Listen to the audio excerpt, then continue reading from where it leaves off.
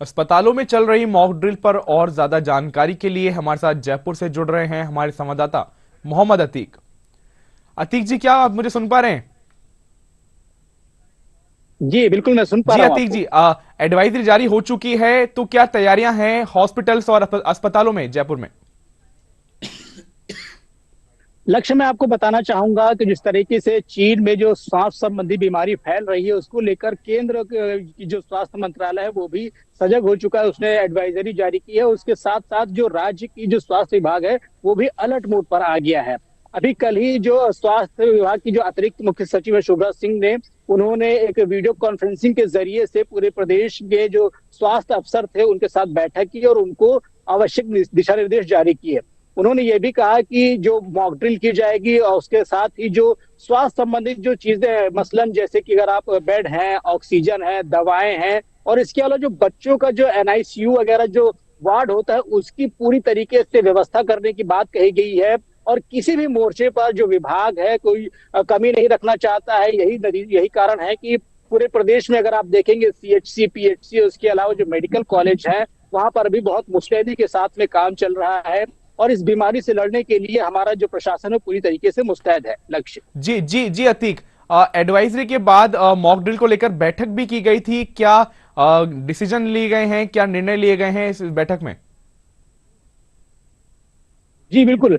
बैठक में तो सबसे पहले यही चीज निकल करके आई कि मॉक ड्रिल की जाए, क्योंकि जितनी अच्छी मॉक ड्रिल होगी उतनी अच्छी तरीके से तैयारी होगी। बाय द वे, अगर कभी भविष्य में कोई ऐसी चीजें अगर आती हैं तो उससे हम लड़ सकेंगे, फेस कर सकेंगे। हालांकि जो विभाग है, विभाग ने साफ तौर पर कह दिया है कि इस बीमारी से बिल्कुल भी घबराने की जरूरत नहीं है, बिल्कुल भी चिंतित होने की जरूरत नहीं है। लेकिन फिर भी जो हमारा स्वास्थ्य महकमा है वो पूरी तरीके से जो स्वास्थ्य की जो सेवाएं हैं उनको दुरुस्त कर रहा है। एम्बुलेंस की अगर आप बात करें तो एम्बुलेंस भी पर्याप्त मात्रा में वो सारी चीजों को मुहैया कराने की स्थिति में लगे हुए हैं। और इसके साथ ही जो हेल्थ अफसर है वो पूरी तरीके से मॉनिटरिंग कर रहे हैं कि किसी भी तरीके से किसी भी मोर्चे पर कोई भी चूक ना हो। जब भी हमें इसी परिस्थिति का सामना करना पड़े तो हम मजबूती से उसका सामना कर सकें। जी, लक्ष्य।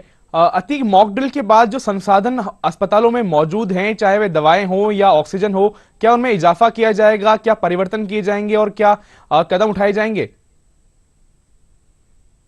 जी बिल्कुल, ये जो वीडियो कॉन्फ्रेंसिंग की गई है शुभ्रा सिंह के द्वारा, उनका मकसद ही यही है कि जहां पर भी किसी भी प्रकार की कोई कमी अगर देखने को मिल रही है तो वो विभाग सीधे अपने सुप्रीम विभाग से बोलेगा और उसके बाद में वो चीजें मुहैया कराई जाएंगी।